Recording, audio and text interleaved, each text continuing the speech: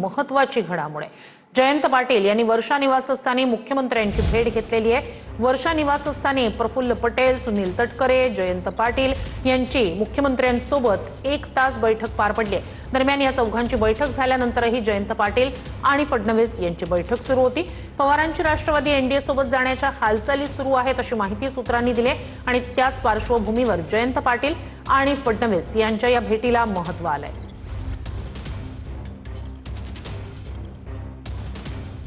पवारांच्या राष्ट्रवादीच्या जयंत पाटील यांनी मुख्यमंत्री फडणवीसांची भेट घेतली।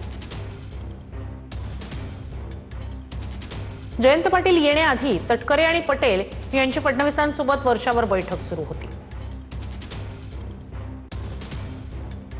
वर्षावर मुख्यमंत्री फडणवीस, जयंत पाटील, तटकरे आणि पटेल यांच्यात तासभर बैठक पार पडली।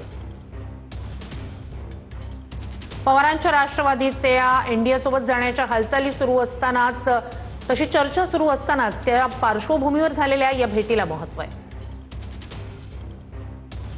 पवारांच्या 10 पैकी 9 आमदारांचा भाजपसोबत जाण्याचा कल असल्याची माहिती सूत्रांकडून मिळते।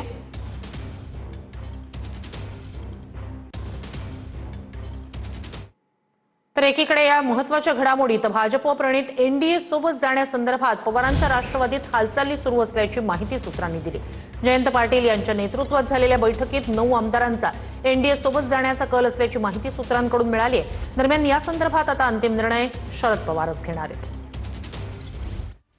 शरद पवार यांची राष्ट्रवादी एनडीए सोबत जाणार असल्याच्या चर्चा गेल्या काही दिवसांपासून रंगू लागल्यात।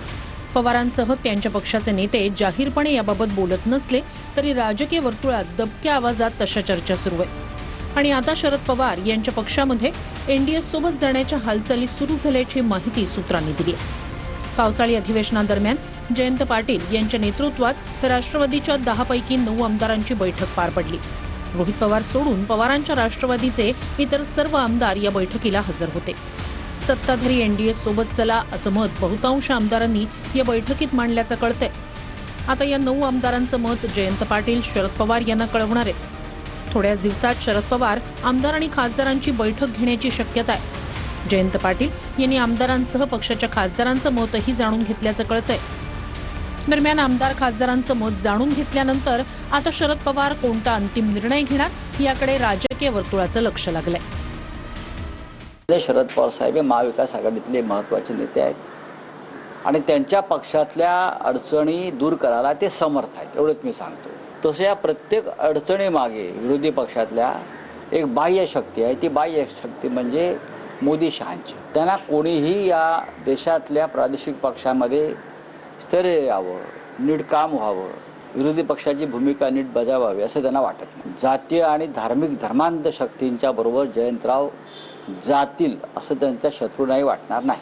तुम्ही कितीही कोणाला प्रमाणपत्र दिली तरी त्याचा काहीही फरक पडणार नाही।